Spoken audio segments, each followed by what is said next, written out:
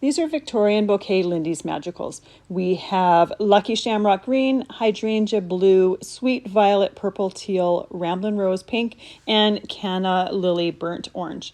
So if you haven't used pigment powders before, or Lindy's Magicals pigment powders before, they are a dye-based pigment that come in a powdered form. And while they come in flat and some with shimmer, my favorite are the shimmer ones. So you can see that the water there makes them really come alive. Once you put the water down and put the powders onto the water, they kind of burst almost like fireworks. Make sure you use a paper that can handle water. I like to use mixed media paper or watercolor cardstock. Again, something that can handle the water. My second favorite technique to do with them is using a sticky ink and a stencil. I'm just going to push that ink through that stencil. Then I'm going to remove that stencil and use a fluffy brush to brush those pigment powders over the whole background and make sure to completely cover that ink. Once that ink is completely covered, I use a cloth to remove any of the excess powder. Any of the excess powder, once we spritz it with water, is just going to mix with the water, and you may not see as much of the pattern that we created from the stencil. So you can see as soon as you spritz it with water, so those powders pretty much come alive and they almost burst. They are going to blend and bleed a little bit, but I love that look too.